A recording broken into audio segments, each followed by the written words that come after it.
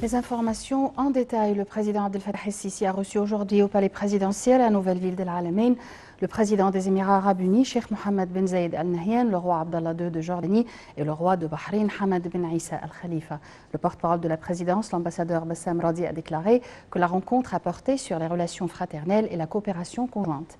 Les dirigeants arabes ont renouvelé leur soutien aux efforts déployés par l'Égypte afin d'établir la paix, la sécurité et la stabilité, outre la coopération conjointe dans les divers domaines centrés sur les valeurs de la confiance et du respect mutuel pour réaliser les aspirations des peuples de la région.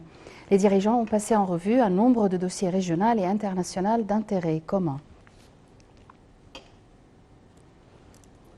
Juste à l'issue de la rencontre, le Premier ministre irakien Mustafa Al-Kazemi a quitté l'Égypte. Le porte-parole de la présidence, l'ambassadeur Bassam Radi, a déclaré que le président Abdel Fattah el-Sisi était à l'adieu du Premier ministre irakien à l'aéroport d'Al Alamein. El Sisi avait auparavant tenu une séance de pourparlers avec Mustafa Al-Kazemi.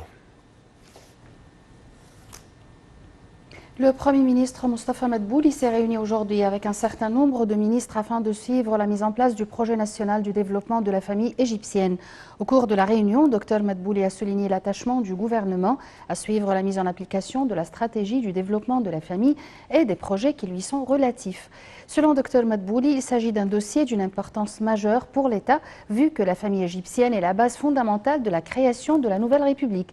Il a ajouté que pour cet objectif, l'État met en application une stratégie qui contribue à maîtriser la croissance démographique afin d'assurer le développement global et durable dans tous les domaines.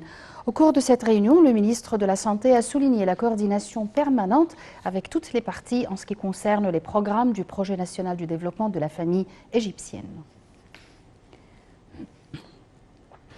Le ministère de l'Intérieur suit ses campagnes quotidiennes pour surveiller les prix des produits stratégiques et pour contrôler les marchés. Le ministère de l'Intérieur a saisi 459 affaires d'approvisionnement avec des saisies s'élevant à près de 50 tonnes de denrées alimentaires et non alimentaires, 125 tonnes de produits stratégiques subventionnés, plus de 118 tonnes de denrées alimentaires avec l'intention de les vendre plus cher que le prix officiel.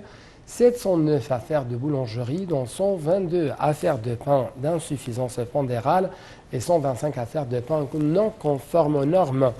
Dans le domaine de la détection des violations du système national d'approvisionnement et de commerce du blé, 90 tonnes de blé local ont été saisies.